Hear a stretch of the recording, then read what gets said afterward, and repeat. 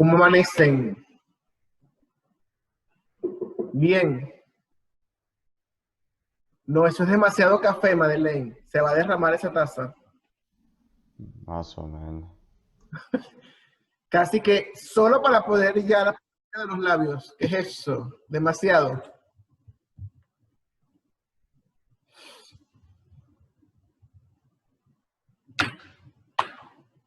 Niño se acaba de caer de la cama. Me imagino. Porque ni se peinó. No es eso, mister, sino es que cuando, o sea, ¿cómo le explico? Cuando me duermo con el cabello mojado, como que se queda así medio despeinado y es fregado peinarme. Mm. O sea que te acostaste mojado ayer. Hay que cambiar esas sábanas porque la humedad las pone de un olor divino, ¿verdad? Muy bien. Y mira, llegó el presidente gato. Ah, no, es Angie. Es la foto de perfil de Angie, de su gato presidente. Muy bien. Bueno, entonces, bueno, me alegro que hayan amanecido muy bien, ¿verdad? Estén bien. No les voy a hacer la pregunta de rigor porque yo sé que ya me van a decir que no. Newton no sé si lo habrá hecho porque se conectó muy puntual hoy, ¿verdad? Pero espero que vayan tomando consejo, ¿verdad? Que le den oxígeno a esas pobres neuronas para poder trabajar. Muy bien. A ver, bueno, me imagino que los otros chicos se quedaron pegados en la cama, ¿verdad, Ronquillo? ¿No? ¿O estás dormido todavía? Ah, no, es que sus ojos son así, disculpe. Ayer me aclaró eso. Tranquilo, Ronquillo, es un chiste. Es mío. Ay, Dios. Bueno, la clase pasada, bueno, ayer, ¿dónde está? Aquí yo la vi conectada, mi amiga Cuadros. Bueno, mi amiga Cuadros, ¿verdad? Ayer, porque nadie me dijo nada, solo ella, se me había olvidado revisar el código del quiz. Y recuerden que cuando hacemos los materiales de la plataforma, pues se hace con tiempo, ¿verdad?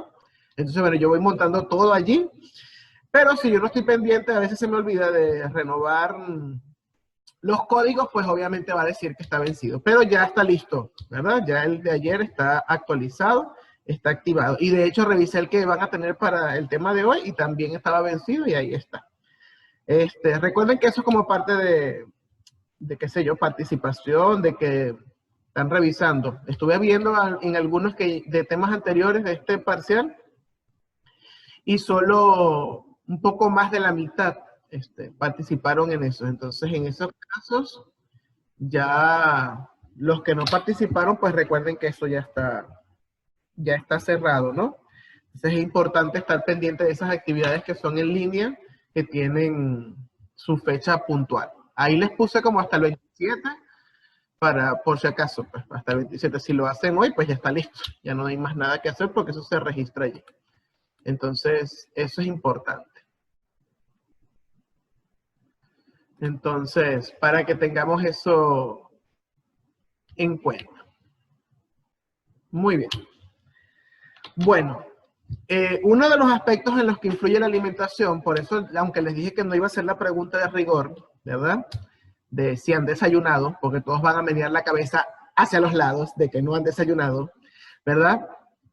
Uno de los aspectos que afecta la alimentación, uno de los sistemas que afecta la alimentación es el sistema endocrino, ¿verdad? Si no tenemos una buena alimentación, probablemente puedan existir algunos, vamos a decir, no sé si anomalías o patologías, pero sí fallos, porque por ejemplo, si, no sé, si consumimos alimentos ricos en azúcares, vamos a tener una gran cantidad de glucosa en la sangre, lo cual va a hacer que el hígado segregue muchísima insulina, etcétera, ¿verdad?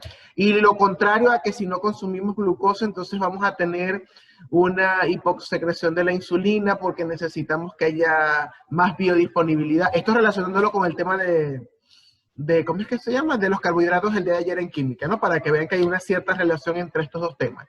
¿verdad? Entonces, por ejemplo, ahí la hormona insulina se va a ver afectada, ¿verdad? Si tenemos, por ejemplo, una dieta muy rica o alta en azúcares o muy baja en esta, ¿verdad? Entonces puede crearse anomalías, puede crearse una falla en el funcionamiento, en la secreción de esta hormona, y por eso se genera, por ejemplo, lo que es la diabetes en cualquiera de sus tipos, ¿verdad? Porque la alimentación no es la más adecuada, ¿no? Por eso es que cuando nos dicen que estamos en pleno desarrollo debemos alimentarnos bien, porque eso influye en los órganos que constituyen el sistema endocrino para la segregación de hormonas. Por ejemplo, en el caso de la hormona de crecimiento, que es la somatotropina, ¿verdad?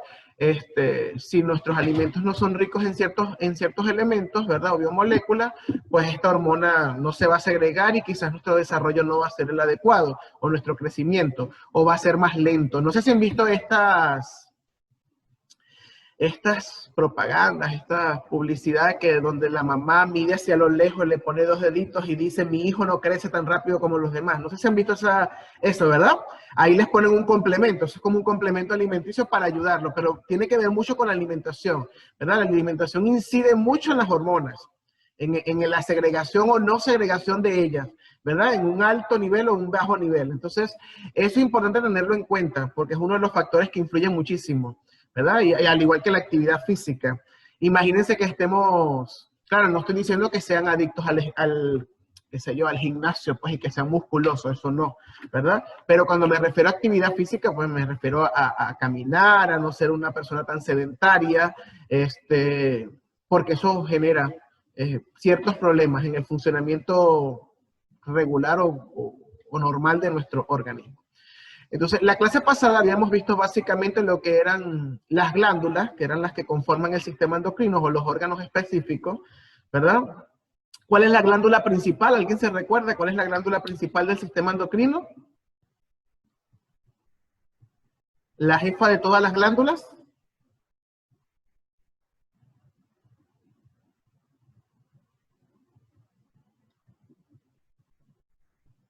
No es la glándula hipófisis. La hipófisis, muy bien, sí. La glándula hipófisis que se encuentra en lo que se conoce como la silla turca, ¿verdad? En el encéfalo, en el interior, cerca del hipotálamo, ¿verdad? Es la hipófisis, ¿verdad? Como vamos a decir, como la que maneja y puede estimular las otras glándulas. ¿Alguien recuerda otras glándulas que hayamos mencionado?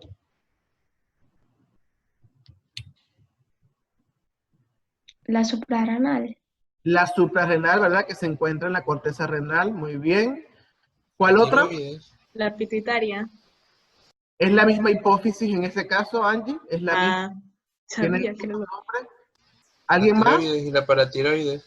La, La para- pineal. la pineal, la paratiroides, muy El bien. timo. El timo. El timo, ajá. Muy bien. ¿Qué otra? Y por supuesto las que Ovarios. esto, las que se encuentran allá abajo, ¿verdad, Verónica? Ovarios en el caso de las chicas y en el caso de los hombres. ¿Cuál es la glándula? Testículos. Testículos, muy bien, testículos, ¿verdad? Para eso, podemos ver aunque es el video que vamos a ver, pero ahí lo dejé en pausa, ¿verdad? En esta imagen que estamos aquí, ¿verdad? Estamos viendo cada una de las glándulas. Si observamos, ¿verdad? Tenemos la pituitaria, que sería la hipófisis, la tiroides, la paratiroides, el timo, la glándula adrenal, el páncreas, ¿verdad? El ovario, el útero, los testículos, dependiendo, ¿no? Estos serían las glándulas que conforman el sistema endocrino, ¿no? Eso es importante reconocer. Las glándulas son los órganos. Y estas glándulas se conocen como glándulas endocrinas, es decir, que su segregación, su respuesta secretoria, va hacia dónde directamente, cuando es endocrina. ¿Hacia dónde van las hormonas que ellas segregan? Adentro. Hacia dentro del cuerpo. Ajá, pero específicamente en dónde ellas las segregan. Cuando es endocrina, ¿hacia dónde van esas hormonas? La sangre. Hacia la sangre, muy bien, Toledo, ¿verdad? Algunas bibliografías lo llaman el torrente sanguíneo, pero es lo mismo, ¿verdad? Van hacia la sangre porque la sangre obviamente va a todo el cuerpo. Pero estas hormonas son específicas. Van a llegar a unas células que se conocen como células.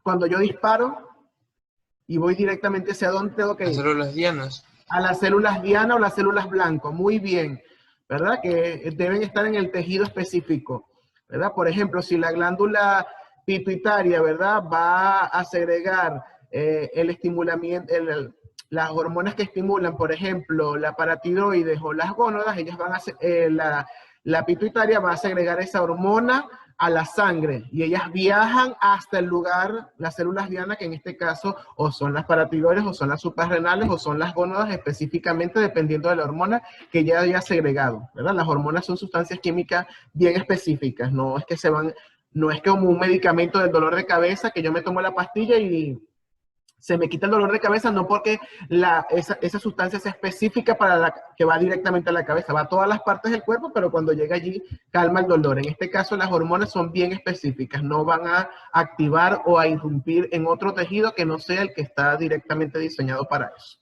¿verdad? Eso es importante.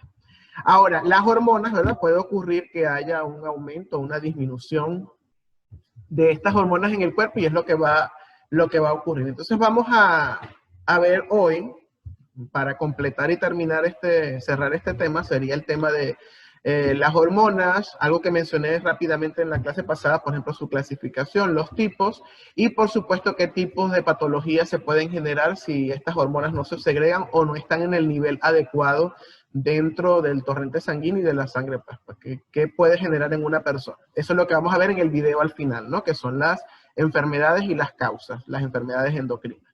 Entonces vamos a ver primero el material que está en la plataforma, ¿verdad? Aquí tenemos en el título, ¿verdad? En el índice, lo que son las hormonas. Ahí las tenemos, ¿verdad? Entonces aquí las hormonas son sustancias químicas, o sea, son moléculas, ¿verdad? Que son segregadas ¿por quién? Por las glándulas endocrinas y que tienen como función, por ejemplo, el crecimiento, el desarrollo y las funciones de muchos tejidos y coordinan los procesos metabólicos del organismo, ¿verdad? Ya vimos qué es el metabolismo, ¿verdad? Entonces, hay muchos procesos en los cuales se requiere generar energía, y en otros liberar energía, entonces las hormonas juegan un papel importante. A diferencia del sistema nervioso, donde otras sustancias químicas como los neurotransmisores, si recordamos eso en la sinapsis, se envían a distancia cortísima a través de la sinapsis. Recuerden que la sinapsis es cuando estaban dos neuronas pegaditas, no estaban tocándose, pero estaban muy cerca, y esa distancia es muy corta. A diferencia de eso, ¿verdad? Las hormonas se difunden en la sangre y alcanzan cualquier punto del cuerpo, es decir, que viajan largas distancias. Bueno, largas distancias, si vemos de forma milimétrica y tenemos, por ejemplo, la pituitaria aquí, tenemos el timo, tenemos las gónadas más abajo, esa distancia es bastante larga en comparación con la distancia que hay entre dos neuronas que están en sinapsis química, ¿verdad? Entonces, el sistema nervioso controla directamente los músculos, solo controla directamente los músculos y las glándulas que están inervados con fibras eferentes, en tanto que el sistema endocrino puede regular la mayoría de las células del cuerpo al verter al torrente sanguíneo las hormonas. Aquí tenemos cómo es la acción hormonal. Una hormona solo actúa en las células que cuentan con los receptores específicos. Eso es lo que yo le estaba diciendo, ¿verdad? Si una glándula segrega una hormona, no es que va a atacar a muchos tejidos, ¿verdad? Son sustancias químicas muy específicas que van a ir a unos receptores bien particulares. Entonces, a eso se refiere con esto. Estas células reciben el nombre de células diana, ¿verdad? O células blanco, y la forma del receptor determina qué hormona puede reaccionar con él. Es decir, hay un receptor específico. Si observan en el dibujo, que lo hacen a través de figuritas, ¿verdad? Tenemos, por ejemplo, aquí está el torrente sanguíneo, ¿verdad? Vamos a decir la vena, donde va la sangre, y aquí está la hormona. Tiene una forma triangular. Si observamos, hay dos células aquí. Esta célula tiene unos receptores que son como ovalados, estamos observando, ¿verdad? Como ovalados. Obviamente, esta forma de esta molécula no va a poder entrar a esta célula. Por eso esta célula no es diana. A diferencia de estos que sí encajan perfectamente. A eso me refiero que son específicos. La forma de la molécula de la hormona, ¿verdad? O su estructura es específico para unos receptores que se encuentran en la célula. Entonces, no todas las células tienen la misma, los mismos receptores o las mismas estructuras para recibir estas hormonas. Y, por ejemplo, aquí aparece una explicación, dice que las hormonas podrían recordar a piezas de un rompecabezas que viajan por la sangre hasta encontrar el lugar donde encajan. Cada hormona solo encaja con un tipo determinado de células. Por lo general, las células tienen distintos tipos de receptores, de allí que haya células diana de muchas hormonas diferentes. Hay alrededor de 200 tipos de células diferenciadas en los seres humanos. Solo algunas producen hormonas, pero la mayor parte de los 75 billones de células en un ser humano son dianas para una o más de las 50 hormonas conocidas, ¿verdad? Entonces, aquí tenemos lo que son las hormonas. Son sustancias químicas específicas que van a un lugar bien específico, ¿verdad? De la célula. Las hormonas pueden clasificarse de distintas maneras, ¿verdad? Una forma de clasificarla es por la función. Pueden ser hormonas trópicas que apuntan solo a otras glándulas endocrinas y estimulan su desarrollo. Por ejemplo, una hormona trópica es la hormona de estimulación de la glándula paratiroides. ¿Quién la segrega? La segrega una hormona. ¿Cuál es la hormona que segrega? La pituitaria, ¿verdad? La hipófisis. ¿Hacia dónde van? Hacia la otra hormona, que es la tiroides, ¿verdad? Que se encuentra por acá. Entonces, esa hormona, la tiroides, sería una hormona, la que segrega la tiroides sería una hormona trópica porque apunta a otra glándula endocrina, que en este caso sería la tiroides. Puede ser hormonas sexuales que apuntan a tejidos reproductivos, ¿verdad? Como la progesterona, la testosterona, etcétera. Y tenemos hormonas anabólicas que estimulan el anabolismo en las células diana. ¿Verdad? Además de estos tres grupos de hormonas, hay otras muchas denominadas funcionales. Otra forma de clasificar las hormonas es de acuerdo a su estructura química. Tenemos las esteroideas, que son fabricadas por células endocrinas a partir del colesterol, y las no esteroideas, que son fabricadas a partir de los aminoácidos. Es decir, que hay unas hormonas que tienen base lipídica, como las esteroideas, ¿verdad? Y hay unas que tienen base proteica, como las no esteroideas, ¿verdad? Este método es el que más se usa y es el que se utiliza comúnmente, ¿verdad? Entonces aquí tenemos, por ejemplo, en las esteroideas tenemos, por ejemplo, la cortisol, la aldosterona, el estrógeno, la progesterona, la testosterona, son hormonas esteroideas, es decir, que están formadas a partir del colesterol.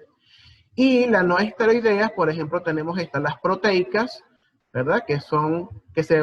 Como dice aquí, se fabrican a partir de los aminoácidos. Tenemos, por ejemplo, la hormona del crecimiento, la prolactina, la paratiroides, la calcitocina, la insulina, el glucagón, son proteicas, ¿verdad?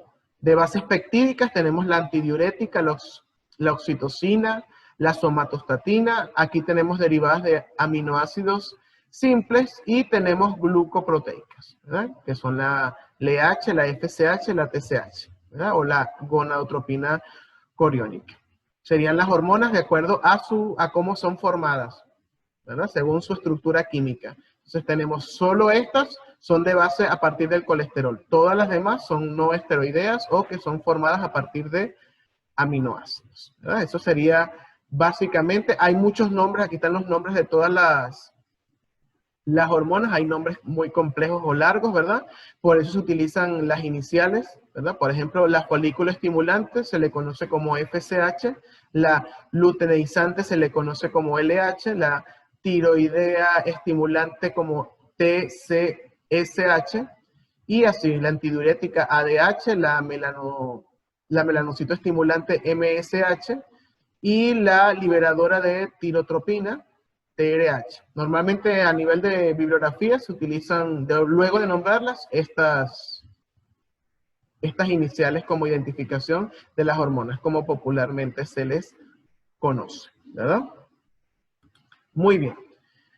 Los trastornos endocrinos se deben a hipersecreción, es decir, a un exceso de hormonas, ¿verdad? A niveles elevados en la sangre, o a hiposecreción, que se debe que están por debajo. Muy bien. Ok. Entonces, eso básicamente sería lo que nos faltaba por ver del tema del sistema endocrino, ¿verdad? Vamos a ver un video. Aunque no me gusta mucho el audio, pero por lo menos para cambiar de tono de voz, ¿verdad? Ya que ustedes participan demasiado, entonces necesito mantenerlos calladitos de lo tanto que participan.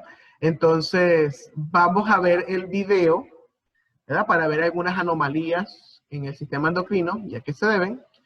Y luego, bueno, vamos a ver si me prestaron atención en clases para hacer la actividad que les tengo preparada. Entonces, vamos a ver el video que les mostré la imagen al principio, pero es el que vamos a ver.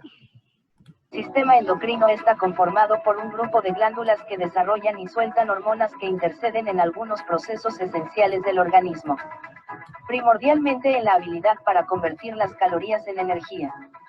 Estas glándulas se encuentran dispersas por todo el cuerpo. El sistema endocrino interviene en el funcionamiento correcto del cuerpo. Estas son las enfermedades del sistema endocrino más comunes. Número 1. Insuficiencia suprarrenal. Una de las enfermedades del sistema endocrino más letales es la insuficiencia suprarrenal, debido a que esta puede causar la muerte. Esto es causado por la enfermedad suprarrenal primaria o la enfermedad suprarrenal secundaria, en la cual se sufre de alteración del eje hipotálamo-hipofisario. Esta enfermedad es la presentación clínica de la deficiencia de creación o acción de los glucocorticoides, con deficiencia de minerales corticoides y andrógenos suprarrenales. 2. Síndrome de Cushing.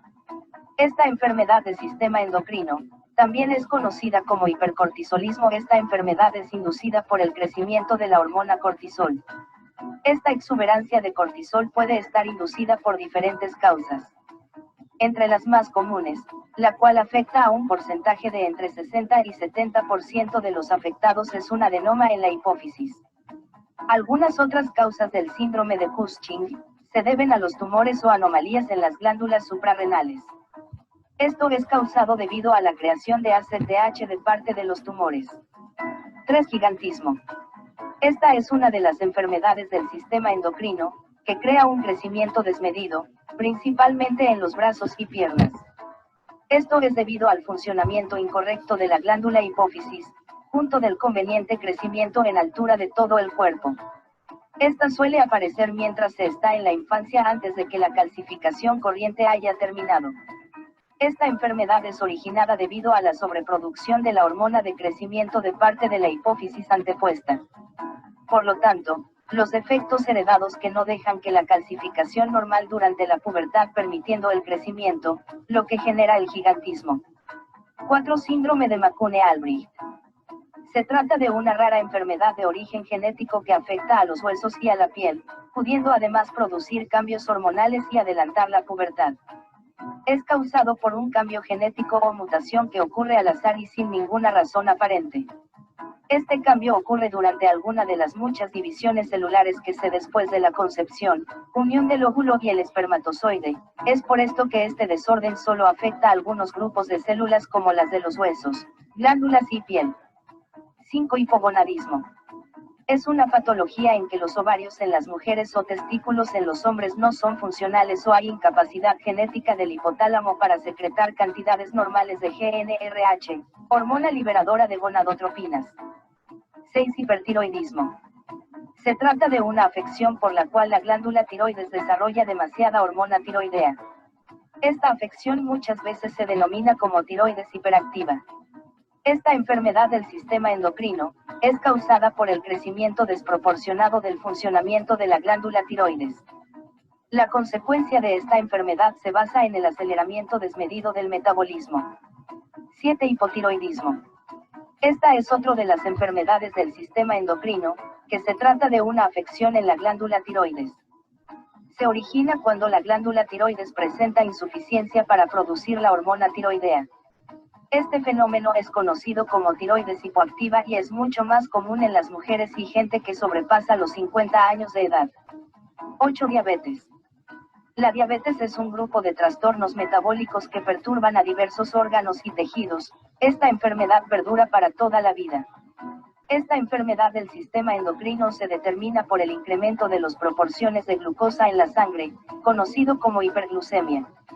La principal causa de esta perturbación se debe a la disminución del desarrollo de la hormona insulina, producida por el páncreas. 9. Síndromes de neoplasia endocrina múltiple. Es un síndrome hereditario caracterizado por el desarrollo de tumores en las glándulas paratiroides, las células de los islotes pancreáticos y la glándula hipófisis. 10. Síndrome de Zollinger-Ellison. Es causado por tumores. Estos crecimientos por lo general están localizados en la cabeza del páncreas y en la parte superior del intestino delgado. Los tumores se denominan gastrinomas. Los niveles altos de gastrina ocasionan la producción de demasiado ácido gástrico. Si te ha gustado este video, no olvides suscribirte. Muy bien. Ahí nombramos algunas enfermedades que son, vamos a decir, comunes, escuchar, ¿verdad? Que tienen que ver o están relacionadas con el sistema endocrino, ¿verdad? De esta manera, si nosotros terminamos el tema, porque necesito preguntarles algo. Por casualidad, ustedes, durante su corta vida, en comparación con la mía, ¿verdad? ¿Se han sentido excluidos, discriminados de alguna manera, por alguna razón?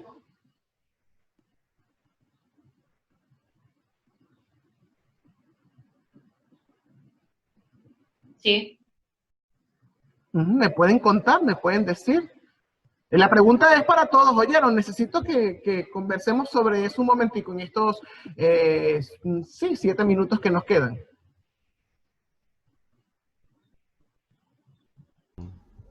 Por lo menos en mi caso, yo no que recuerde. ¿Siempre te has sentido aceptado, normal? Sí. ¿Sí? ¿Y has, se vi- podría decir. y has visto casos hacia otras personas, sin mencionar obviamente nombres o algo así, a otras personas que sientes que han sido excluidos, criticados por cómo son, por alguna cosa corporal, por cómo hablan, qué sé yo? O sea, no tanto visto de ese lado, sino más bien que hay personas que se sienten excluidas dentro de un grupo social. Eso sí he visto, que no es lo Bueno, mismo. pero si lo sienten es porque ellos han percibido algo en el ambiente, ¿no? Para sentirse así. A veces. ¿Alguien más?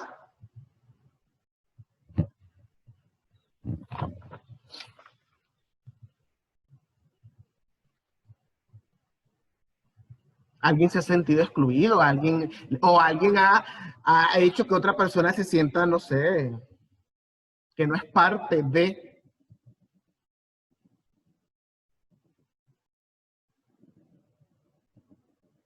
Hablen pues. Sí, necesito que hablen. Ya dije que sí. Ajá, explícame en Yo qué en se... cambio no es como que excluida, pero a veces uno siente como que nunca es suficiente para nada.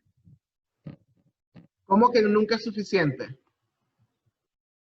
Como empezar a hacer algo o estar en un lugar o alguna, no sé, lo que sea. Y Ujú. luego no sentirte como lo suficientemente bueno, lo suficientemente apto para hacer eso. Entonces es como que Ok, perfecto, ya te entiendo.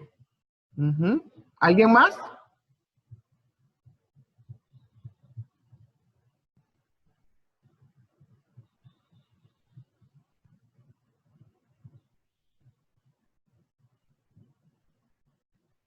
Bueno, imagínense, ¿verdad? Acotando porque hay que aprovechar el tiempo lo mejor posible, pero la idea era que nosotros también participáramos, los demás.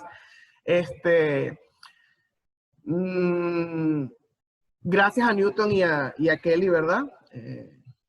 Por su explicación. Son puntos de vista totalmente, ¿verdad? Diferentes. Cada quien tiene un punto de vista diferente y no significa que uno esté errado o el otro no, ¿verdad?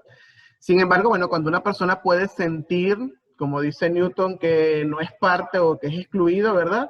Siempre ese sentimiento, aunque puede ser que de la persona que venga los signos que pueden hacer que yo sienta que sea excluido, no sean como tal o no vayan con ese objetivo, la persona que los recibe pues no está quizás en la capacidad de poder discernir si es o no es la función de sus palabras, de sus gestos, ¿verdad?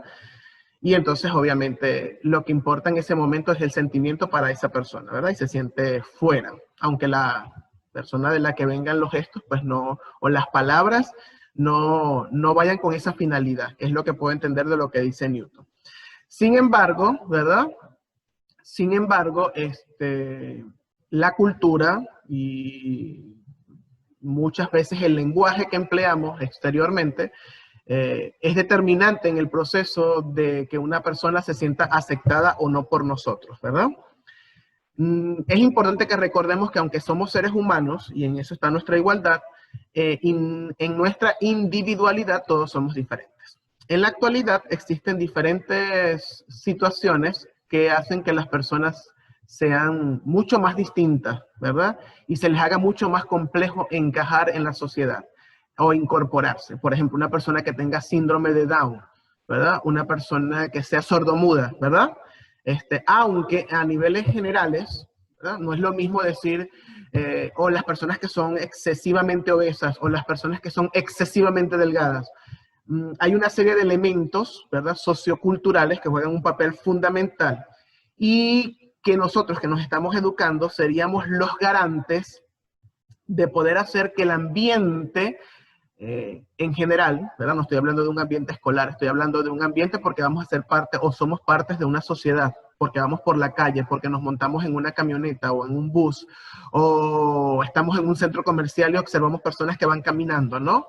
Y entonces, desde poder tener ese pensamiento con respecto a un vestuario, ¿verdad? O a la apariencia física de alguien, eso depende de nosotros, de hacer que el mundo sea más inclusivo. No necesariamente tengo que decir todas y todos a la hora de hablar, ¿verdad? Ya eso, por la Real Academia, pues ha sido, vamos a decir, desechado, ¿verdad? Creo que es una cuestión más de actitud. ¿Por qué les estoy haciendo referencia a eso? Porque en esta semana o el día de hoy, creo que estamos conmemorando el tema de las personas con lenguaje de señas, ¿verdad? Entonces, es importante nuestro papel, aunque no sé si alguno tendrá familiares con estas dificultades, ¿verdad? O con esta... Dígame. Ahorita que lo menciona, yo cuando estaba en sexto y en séptimo, en mi colegio que no era para ese tipo de cosas, o sea, era un colegio particular, había un niño que era de síndrome de Down. Uh-huh.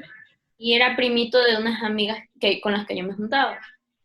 Y éramos poquitos en el curso y no sé si es porque éramos chiquitos o éramos muy inocentes, pero ahorita que me pongo a pensar, o sea, de alguna manera ellos le hacían bullying.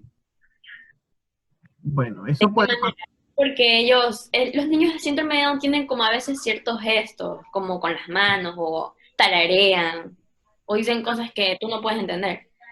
Entonces, los niños lo arremedaban. Claro.